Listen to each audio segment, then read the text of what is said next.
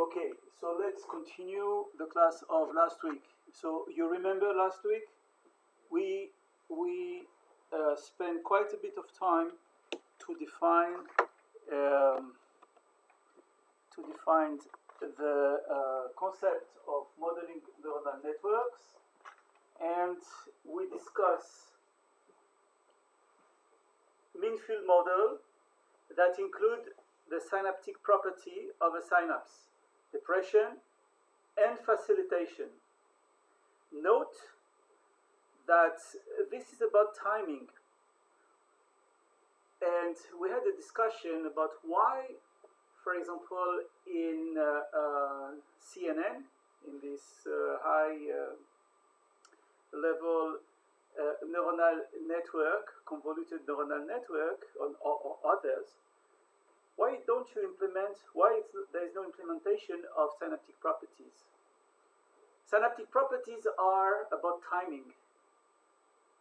It's to treat information on the fly, which you don't have to do necessarily on these convoluted neuronal networks. So, but there is more. We saw that by having the synaptic property, we saw that if you have many neurons together, even if they are well connected, I showed that to you, they behave like one, but with different properties. And we saw that by exploring the calibration of the parameter for cultured neurons. And this is what we saw basically last time. And then I talked to you that what is interesting is that we have one population, neuronal population, which form a network, and we have also the glial cell that form another network which are connected. And I come back to this picture many times because you see you have the blood vessels here that provide oxygen and glucose that has to be taken by the neurons through the astrocytes and to capture this nutriment so that the neuron can work. You know that what is producing energy in the cell? The mitochondria. And you know how many times more energy we have because of mitochondria? 15 times, which is amazing. Without mitochondria, no brain, no muscles. I mean, probably maybe cells. I don't know if there are other cells without mitochondria. Well, maybe not mammalians. We have to look for something else. So we're not going to discuss mitochondria here. This is an ongoing project to try to understand. But what we've understood from the different classes is that, so I'll probably finish this series of class by, at least for myself, by a modeling of glial cells versus neuron in terms of exchange of ions. So, as we said, they provide support trophic, but also they can regulate plasticity and regulate directly synaptic properties. So this is, I'm not going to enter more into the detail, but this is just to tell you that how much energy costs to think. This is a rough approximation based on counting each time you have. So for example, how much it costs to open a channel? How much it costs to free vesicles? It costs nothing to open a channel because you want. It's like when you go to the restaurant. You pay. When do you pay? At the end. You don't pay at the beginning. So in order to go fast, you don't pay at the beginning when you have the action potential. You pay back when you have to restore the gradients. That's where you pay. How you pay? You pay with your credit card. Here, something has to be produced. Or you have enough money, or you have enough energy. So this is a question that we are investigating. I'm not going to say much here. But basically, you see that synaptic transmission cost. action potential cost, glial cells resting potential cost, and neuronal resting potential cost. And this cost is related to this interaction. So you understand that you have two networks. One, when neuron is activated, you free some vesicle here, you activate open receptors, and then you need to, it can bind to many other secondary messengers when you have calcium. But then obviously you have feedback, which I'm not going to enter into details of what is taken here. Some stuff are uptake by the astrocytes. For example, this is called a glutamate transporter. You have the glutamate is transported. It is then converted into glutamine, and then it can be fed back to the neuron. So there's all these loops. If you want to do a model, to account. And people have, we and other groups have been working on this for the last 15 years, where the knowledge started. It didn't start, there was some knowledge before, but in the last 15 years, we got quite a bit of new understanding of all of this loop that needs to be accounted for. So today, I'll discuss some of it associated to this, which we started last week to discuss, which is the following. You can record in the hippocampus, you put an electrode. First of all, we need to understand the biological question before digging into the math, right?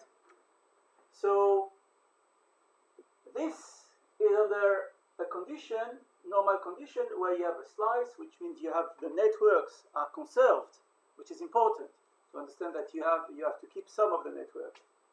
So some of the network is conserved, and under some condition you can generate those bursts, right? So what happens when you disrupt the glial network?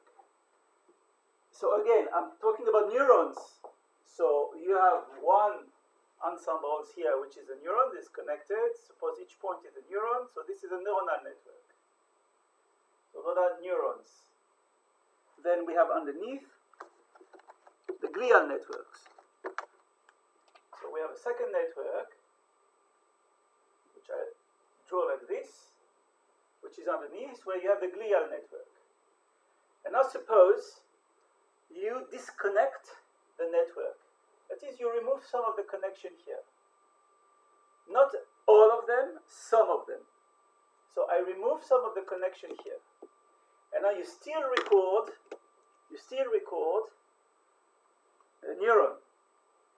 Instead of having this, you have this. And the question is why? Alright, this is clear. The question is quite clear when you understand this, but you want to understand what has changed. Why you have different behavior in the neurons while perturbing glial cells. It's not trivial, because obviously there are feedback or something that has been deregulated. So again, this is the same example where you are interested in the difference. So you have this burst of activities like epilepsy. In the normal case, you have a very long burst of activity.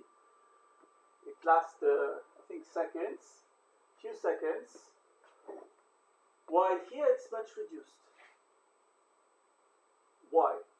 Why we have such a difference? Okay? And this is more or less the same. This is the different type of experiment. This is called multi-electrode array. This is on patch when you look at single units of neurons. Okay. So to understand this, you have to start from the data analysis. In the data analysis, you have to understand if you can see here different motif in the structure of the burst. What do you see? Well, we can say that there is a region here. If you don't know that there is a burst, there is a region of oscillation. that could be segmented until one point. So if you do signal processing, you have to segment probably this part. Now you enter into the burst, so you have the bursting part, and there is some region afterwards, and obviously it starts again. Right? If you would do this, this is what you would expect. So in some sense, there is some kind of recovery here, which stops at some point, which is not clear where. And I will explain to you how you can detect a point here where then you start again. So basically you can have a feeling that there is some kind of rebound. It goes up, and at some point it becomes stable. So the intersection of a flat line with an increasing line would be the point where you would like to cut. Okay, so this is how you can do it. You can say that I have a sort of flat line behavior. You have your spike, you have some kind of rebound, and when more or less you come back to this flat line, you can say that you are ready again. Alright? And so those are examples here where you have this kind of rebound. And this is called afterhyperpolarization. It's a state where neurons are hyperpolarized. That is, if you look at the voltage of a neuron, instead of, let's say, being at minus 60 millivolts, and at minus 40 millivolts, this is where neurons create, for example, a spike, where you can trigger a spike. There is a region here, a regime, where they go in the opposite direction. So if they go in the opposite direction, it's going to be very hard to trigger a spike.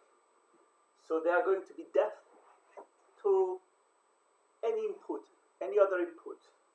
That's why it is called a refractory period, a period where nothing can trigger. It's very hard to trigger any activity. Okay?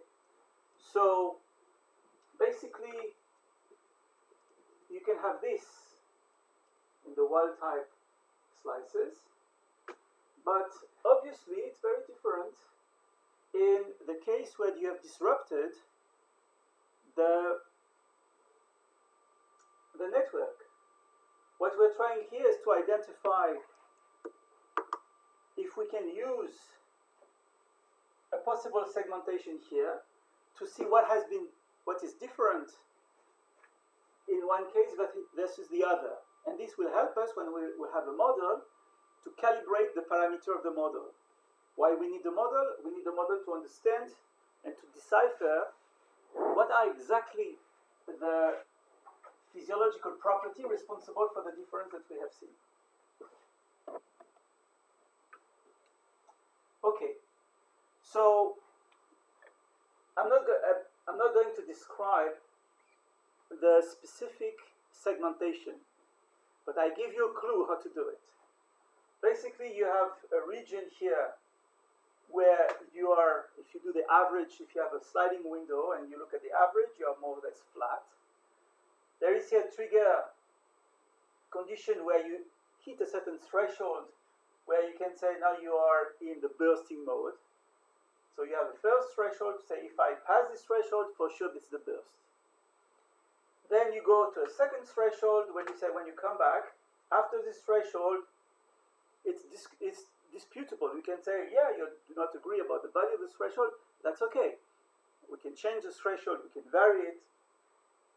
After the threshold, there is this period of going back into a regime where, so you have some kind of increasing average, increasing mean, the mean is increasing until you reach a point where again it becomes flat again. This will be a way to create your segmentation.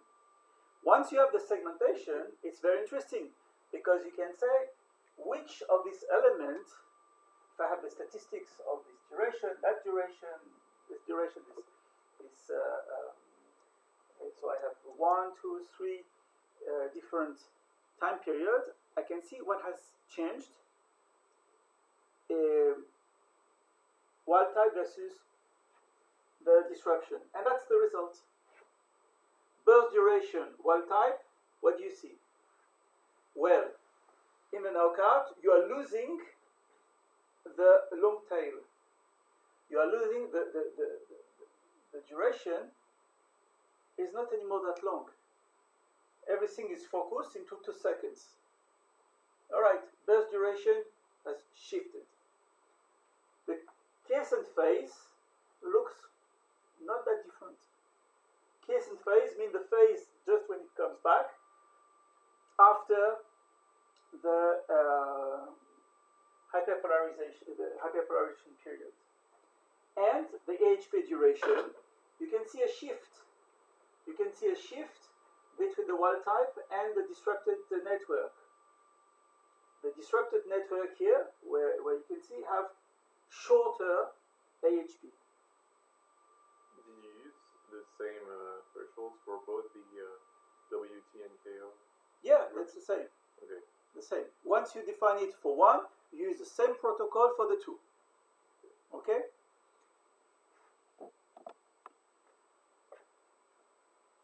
All right.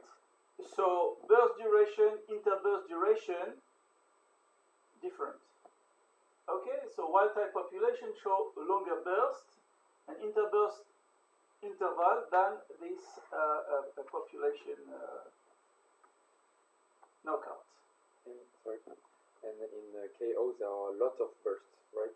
Different. More. Yeah, lot More. of different little Yeah, bursts. yeah, that's right. And the question is why? Where it comes from. Okay. So now a little bit of physiology to see when you build a model, you have to understand what you are going to take into your model and what you are going to leave outside the model, and what is the difficulty to account for some specific property. So how are we going to model this after hyperpolarization? Do we need to account for the reason for the biophysics of this? So what are the reasons for this? The biophysics comes from potassium channels. Potassium channels activation is called medium to slow ionic potassium channels are activated, and they create this slow response. This is known. And AHP induces refractory period. Is it the pumping that put the sodium out and the opposite? It's not the pumping, it's ionic potassium channels. Ionic potassium, there are specific channels that are going to lead to this hyperpolarization. It's not that sodium, because pumping means what? When sodium goes in, then the sodium is pumped out. The sodium is pumped out. The potassium is pumped in. That's right. So it's not that. No, it's not this process. It's different process. And actually, when sodium goes in, potassium goes out. Potassium has to be pumped inside to depolarize the cell. But here, you don't want just to depolarize. You want to go to decrease it. You want to go to hyperpolarization. You want to go below the resting potential. Okay, so to do this, in principle, you need to account for the specificity of the channel, the specificity that it induces voltage. So it's a headache. It's hard. So we decided maybe we should not. So how we do this in the literature, how this is done, according to what is called Hodgkin type Huxley model, which I think I didn't. This is everywhere. Everybody talks about Hodgkin Huxley. So I'm not sure we did it this year. But the idea was to avoid all of this, because then you have to go through different types of dynamics, which we thought was unnecessary. So then we said, so remember, we had this, and I presented to you last time the fact that if you have a neuronal network and if it is well connected and it has the property of facilitation and depression, it follows these equations. You remember? This was for the mean activity. That what we discussed last time is without the T0, and I will explain what we have introduced here. We had the fact that there is a J is a number of connectivity. This is the noise, and this is a depression variable between capital X and 1. This is for the calcium to increase between the resting state and an increasing state, X is less than 1. And the depression variable, which say that when vesicles are released, according to a certain rate, they are depleted, which affect the synaptic property. Okay, so now we wanted to say, why don't we use what modification do we need to do for these three different differential equation to account for this hyperpolarization? How do you modify the model? Right? The question is clear. I want to use the fact that I have a network sufficiently connected, and I would like to make the modification to account for this. How shall you do it? That's an answer. It might not be the full answer, but this is the easiest answer we found for this. And let me go slowly about the four phases that we have identified and how we modify the equation. The first one is the case where you have the triggering of the burst. And we said for the triggering of the burst, since we had this in the previous model, there is nothing to change. That is, I have a time constant T0 here, and I have a capital T0, so this is tau 0, this is time constant, and T0 is somehow a state where you can trigger, this is the resting state. If everything is 0 here, right, when H tends to infinity, H equals C0. So this will be your resting state. So suppose that the resting state minus 60 millivolt is 0. So at the beginning, I choose the system that I had last time. So you go from here, you create your spike. Great. But if I keep the same system, what do I get? If I have 0 here, I'll go to the steady state. But I don't want to go to the steady state. I need to go below the steady state. So we said, all right, let's see what happened when we change, because this could have a different time constant here in this region 2. And the state T is a new state which is strictly negative. So that you can go from here to here. And this we define in the phase space the condition for this to happen. So basically this was when H was above a certain threshold, and here if you are below, you have some condition here that I'm not going to go into more details, that allows you to go from here to something which is negative.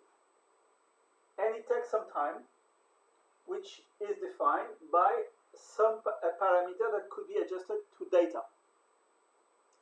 And once you have here, if it takes some time to go from here to here, the time is basically the relaxation of the exponential. Then what you need to go from here to here. Now you're allowed to go back to the 0 steady state. But, as we discussed, the time scale could be very different. So how do you change? Instead of having T and 0, as we had last time, we start now from something which is negative. Now you want to go to 0, but you have a different time scale. And this allows to go through this period number 3.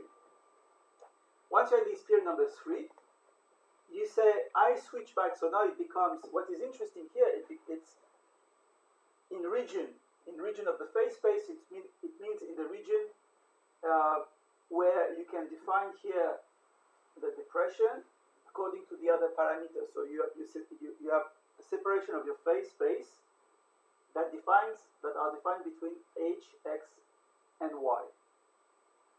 So when you are in this, you can relax to 0 with a different time scale, and when you arrive to these conditions, basically you arrive to the moment where you are close to the baseline.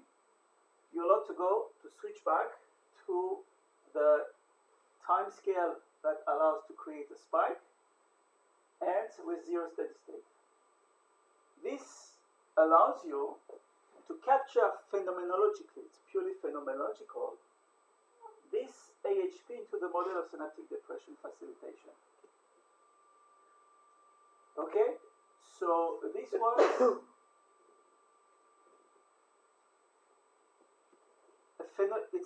purely phenomenological, and the byproduct of this is that now you need to identify some new parameters.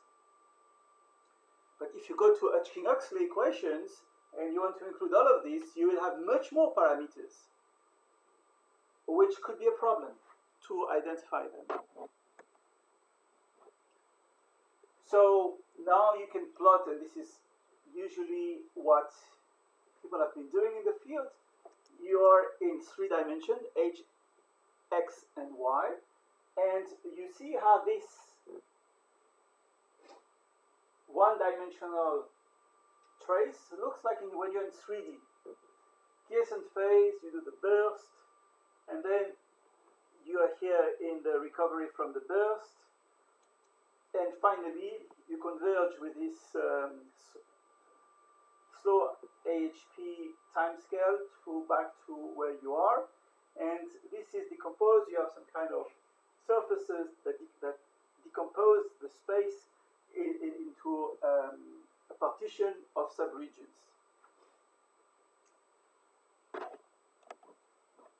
Okay, so now let's run the model. This is the previous model that we discussed last week, where there is no change in the baseline, where here we now have included this. So we're sure that this spike will go below the red. That's what we developed. Okay, so now you have the simulation, and associated to the simulation, you can see what a noise, the same noise in here and the same noise is there, is doing on your statistics. And in addition, you can have two readouts that you cannot have from the electrophysiological point of view, is you can look at the average synaptic properties, which is the facilitation, and the depression. You can see how the system is depressed and how it is facilitated. So that's what you can see. Another model can account here for this long interburst interval, because you have this slow time scale. That's what we have put inside. All right. Now, if you do your homework correctly, you have a certain number of parameters in the model, and the difficulty in the modeling part is to calibrate the parameters, which is the hardest part, because it doesn't come from any recipe. You have to invent your recipe to calibrate. How do you find the parameter? How do you find the best parameter? Are they unique? That's what we face when you build a model. So you want to minimize this. So how do you minimize? You go to the literature and you look at what is already known. So we went back to the previous model, where we said the fast time scale was known, 0.05 seconds. The facilitation rate cap K was known, so we keep it. L was known. The facilitation time scale, depression time scale was known. But what we have included are not known. For example, what should be the noise amplitude?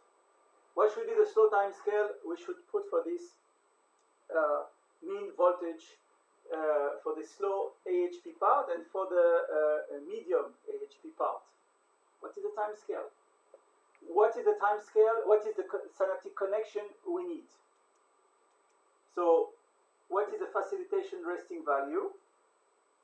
Don't know why. Yeah, it's not the first time that this happened, right?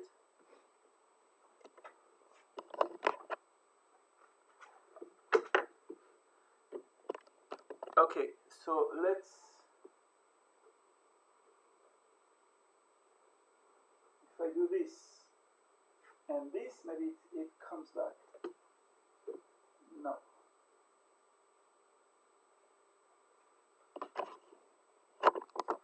Let's do the hard way.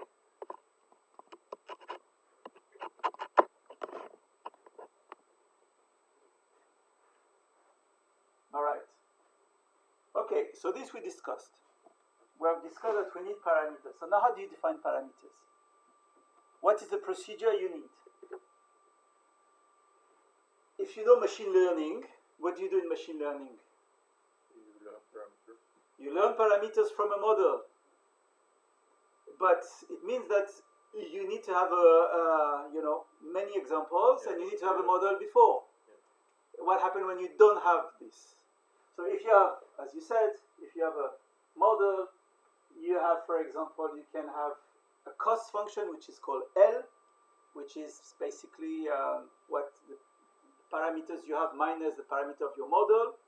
You can take the square, the sum of the square root or the square, and you do the gradient, and then it's basically plus noise. It's called the Orstad-Uhlenbeck type process in very high dimensional space. And if you don't have noise, you don't care, because if you are in a tractor, it falls into this, and you find your parameters that you are interested. Great. If you have many little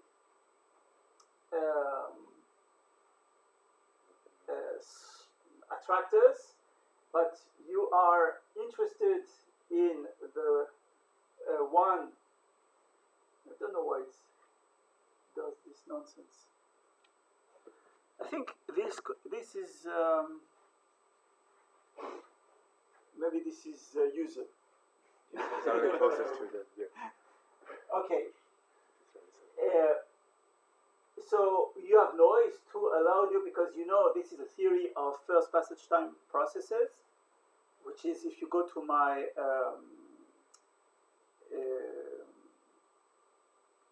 my class, you know that the time to go, if you are in the local maximum, you are going to converge to the absolute minimum. And the time depends on the energy potential. Okay, so this is what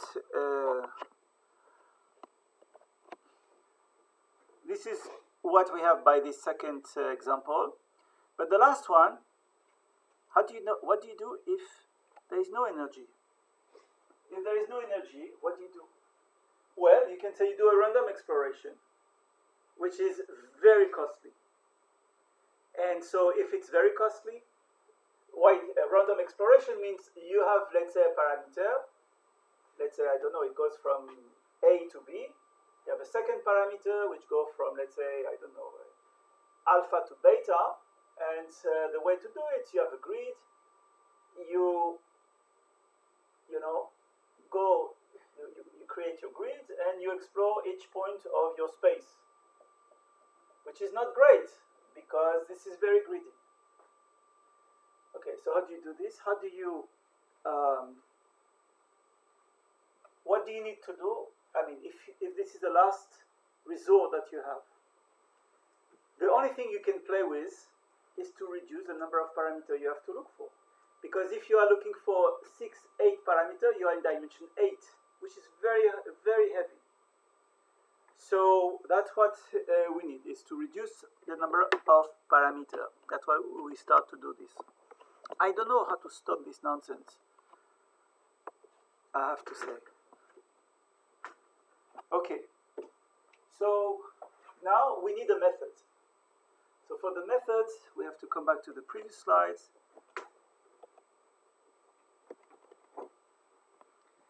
What is the method? That is, suppose you are exploring your space. Who can describe to me the method? Because we have parameters. For each set of parameters, you go to your dynamical system, you generate burst. from this burst, you have to segment the burst, as we said, the first phase, the second phase, the third phase, and so on. Then you have to compare the, so you have your model, you have your parameter, you generate your time series. From the time series, you can compare what you get for the same parameter, the wild type versus the wild type, the knockout, right? So you have this. You calculate. You have to compare now with the data. No, this is too much. I think it has exhausted my patience. It's too much. Worked well in the beginning, though. That's true.